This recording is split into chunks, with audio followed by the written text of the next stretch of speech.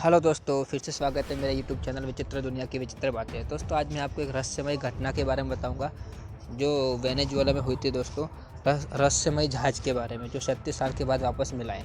तो दोस्तों, शुरू करने से पहले अगर आपने मेरे यूट्यूब चैनल को अभी तक सब्सक्राइब नहीं किया है दोस्तों, तो सब्सक्राइब जरूर करें दोस्तों।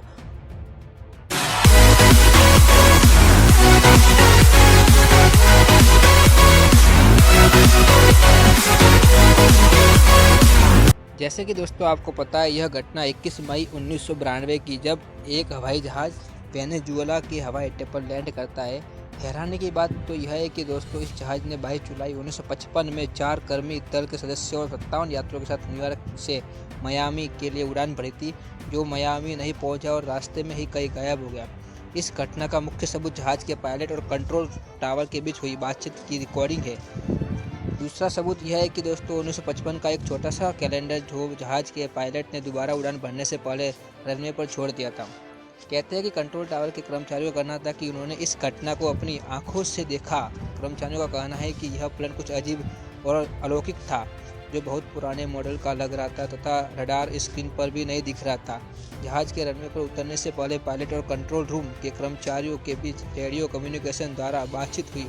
दोस्तों, जब यह हुआ, जब कंट्रोल रूम के कर्मचारियों ने पायलट से उसका नाम पूछा तो उसने जवाब दिया कि हम कहाँ हैं। उसकी आवाज़ से घबराहट और परेशानी का पता साफ साफ ऐसे ही लग रहा था। दोस्तों, अंत में पायलट ने कहा कि यह एक चार्टर फ्लाइट 1914 है जिसमें 57 यात्री सवार, और यह फ्लाइट न्यूयॉर्क से मियामी के लिए। पायलट की इस बात को सुनकर कंट्रोल रूम में सन्नाटा छा गया, क्योंकि यह फ्लाइट 1914 का destination point Miami Caracas Venezuela से 1800 किलोमीटर दूर था। दोस्तों, तभी पता चलता है कि कंट्रोल रूम ने पायलट को जवाब दिया, क्योंकि यह तो कारावास, क्या आप खो गए हो।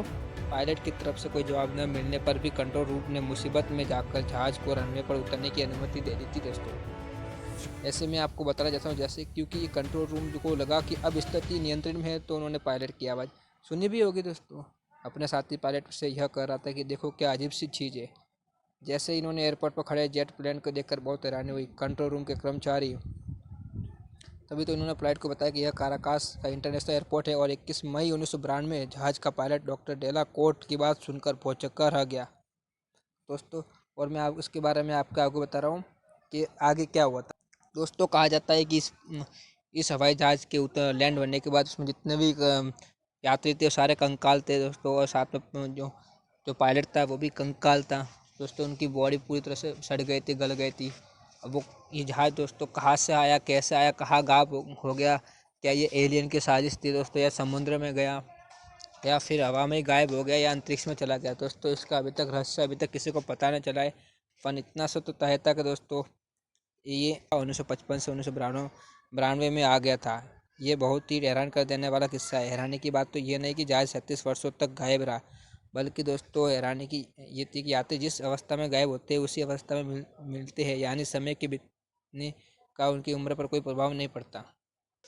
दोस्तों, ऐसे ही वीडियो मैं आपके सामने डेली अपडेट करता रहूँगा। दोस्तों, अगर आपको मेरा यूट्यूब चैनल पसंद आया और मेरे ये वीडियो पसंद आया तो दोस्तों दबा के लाइक करो, कमेंट करो, शेयर करो और सब्सक्राइब करो।